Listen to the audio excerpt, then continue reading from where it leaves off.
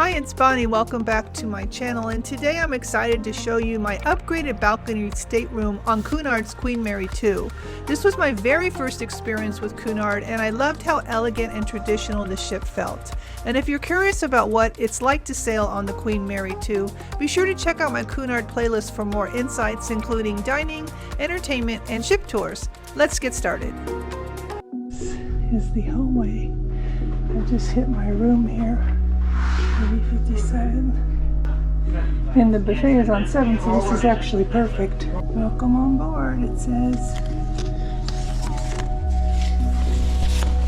I originally booked an inside cabin to keep costs down since I was doing 3 cruises back to back on different lines. Crazy, right? But I was lucky enough to get an upgrade to this obstructed view balcony room. Oh my. Very nice. And they just gave me an upgrade because it was an obstructed view. Well, it doesn't look that obstructed. I mean, it's partially obstructed, but at least I can see between the 2 lifeboats for the same price. So I took it. And I have to say, it really made a difference. Being able to step outside for fresh air and having that natural light come in just made the room feel so much more spacious. It's very well appointed. Nice. Very regal. Yes, there's a lifeboat right in the view of my balcony, but you know what? It was still perfect for me, especially considering it was still at the price of an inside cabin. Plus, since I'm solo traveling, I didn't need all that extra view space.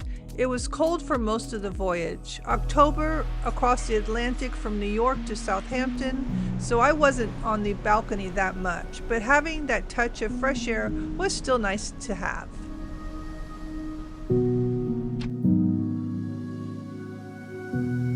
So deck 7 is where I was just walking. This is a nice view though of New York. Oh wow, there's the Statue of Liberty right there. There it is in the distance. Right there is the Statue of Liberty. Can you see it? I mean, I do get this is obstructed. I mean, it is quite obstructed. But so this is the one side and this is the other side. It's a large balcony. So like I say, I still have this teeny little space here to see something. So I'm okay with that. I have to make sure you lock the door. There's air that you can feel the air coming through and it whistles. I really appreciated the tasteful decor. The navy and gold accents gave it a classic touch, and the lighting was thoughtfully designed. And there were recessed lights plus desk and nightstand lamps that made it feel cozy. The bathroom even had a motion sensor light for those nighttime trips. Nice and bright in here. There's plenty of light. I'm enjoying this couch. It's really pretty. Strategically placed light. It's those little details that I really enjoyed. This little mini couch with the high back. A nice little table. So it's nice. And the mirrors against the wall here. That's a smart idea because it reflects light and it makes the room look larger. The room was in a great location, and honestly, I felt hardly any movement at all during the crossing. The ship itself is a bit of a maze at first. There are no signs on the walls indicating whether it's odd or even numbers for your room, so you do have to peek into the hallway and check the room numbers to make sure that you're even in the right place. But after 2 days, I got used to it. And the elevators were fast, though they could get crowded after the shows. Room 8057 really became my cozy retreat, but to tell you the truth, I took full advantage of all the quiet spaces on board, like the beautiful library and those quiet nooks scattered throughout the ship. It was such a treat to just curl up with a good book or work on editing in such a refined setting.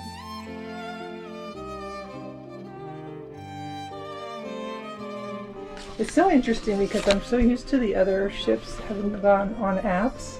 So this is kind of back to the old way. So it made boarding a little slower because they had to scan everything and look at everything physically. I guess a lot of people maybe aren't really ready for that. It is an older group of people, although not entirely. There are a lot of families. A lot of people that like dogs have brought their dogs on board, so it could be dog lovers here. The daily program is a little different. It's quite detailed. It's almost like a little booklet. It tells you about the shops. It just looks so much different. It's like a little newspaper, magazine. it talks about what to wear to dinner.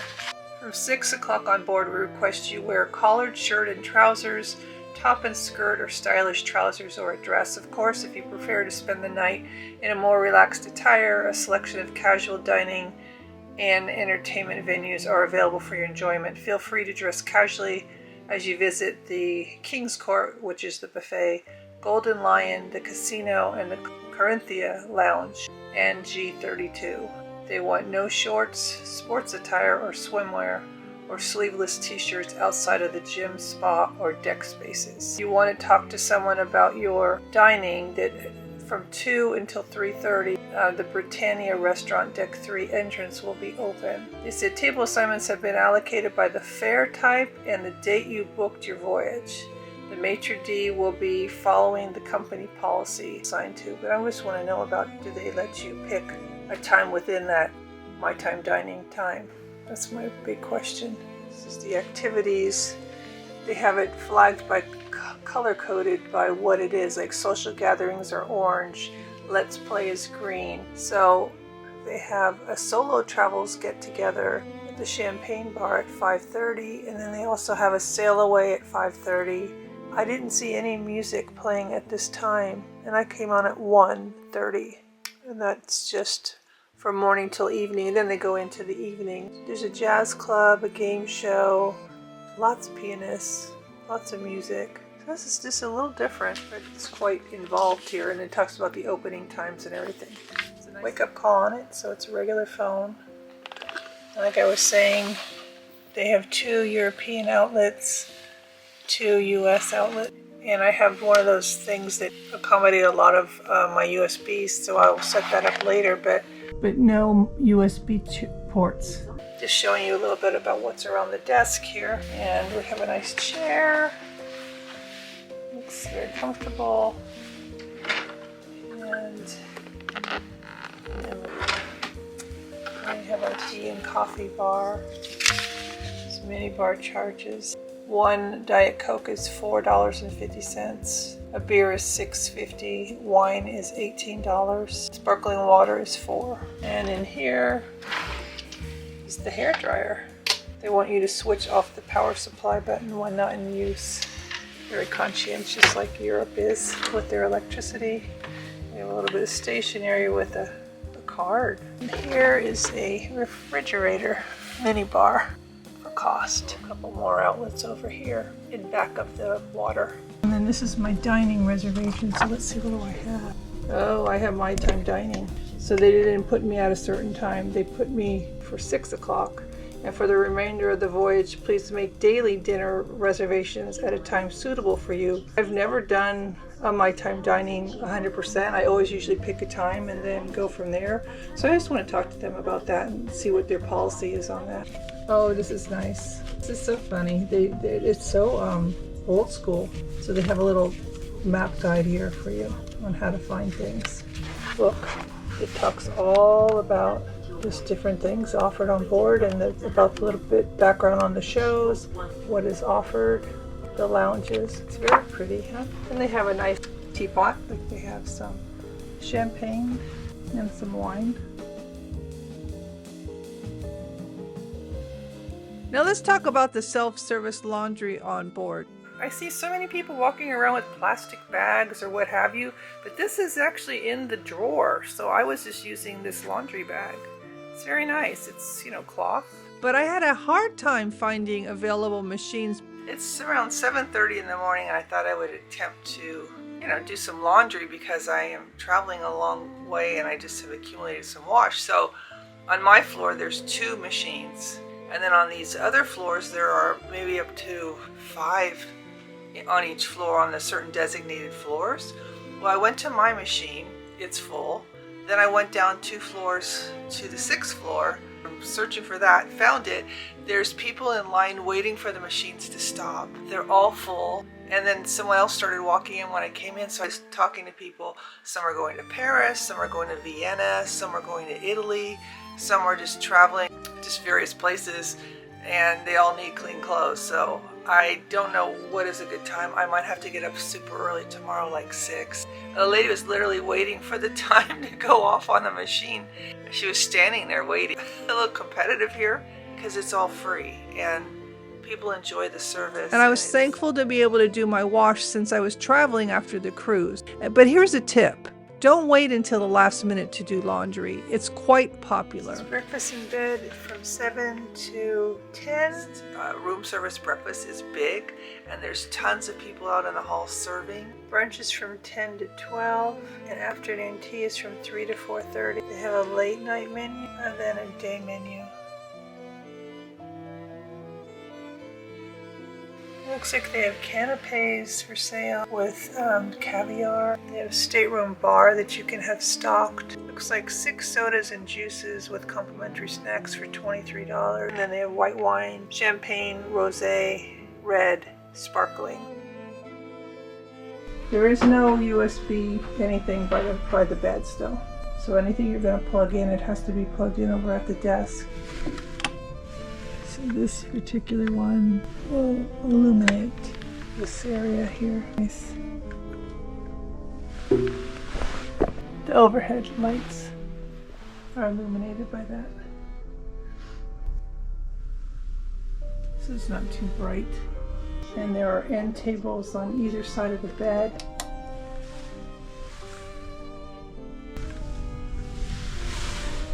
It also does that.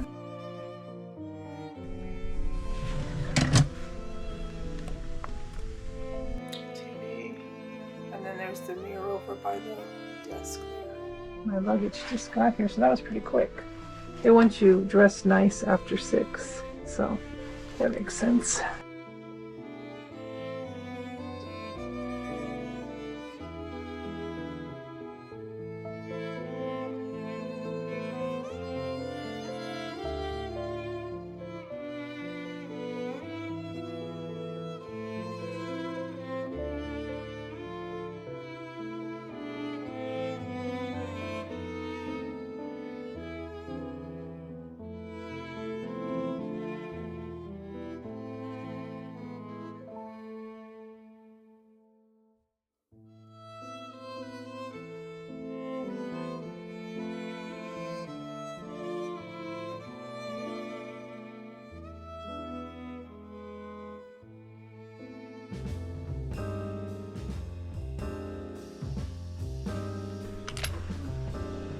Bathroom.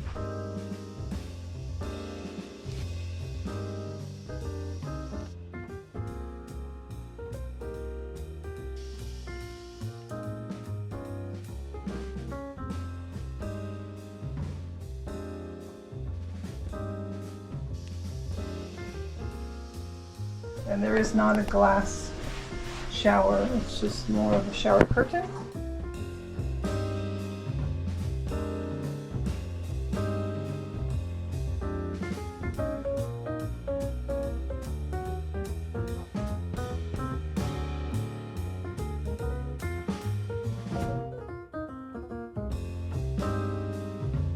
So my saga for the laundrette still continues. I have been looking since 7 this morning and it currently is about 3:45, and I finally found a washer open on the 10th floor, so I'm on the 8th floor. I already checked the 6th and it was full, and I thought I'll just go up instead of down. So my suggestion to you would be try above you, not below you. For whatever reason, people don't want to walk up the stairs or take the elevator. It's easier to go down. So I found 4 washing machines up there on deck 10. But I'm going to go up there I set my alarm on my phone to make sure that I'm up there in time for the next person, because I've never gone away so long. This is my longest trip I've ever taken by myself or for any travel time, and I brought a lot of things I did not need. So my best suggestion to you would be if you can just take maybe one 24-inch bag and check it, and don't bring a carry-on, because it's such a hassle in Europe with the airlines. They want nothing to weigh more than 10 kilos, which is really very light. It's almost like a laptop or a backpack. I mean, you could take that, but don't bring an additional bag. It's just going to cost you a lot of money. And I wish I didn't bring my carry-on, and I have so many clothes I just did not wear.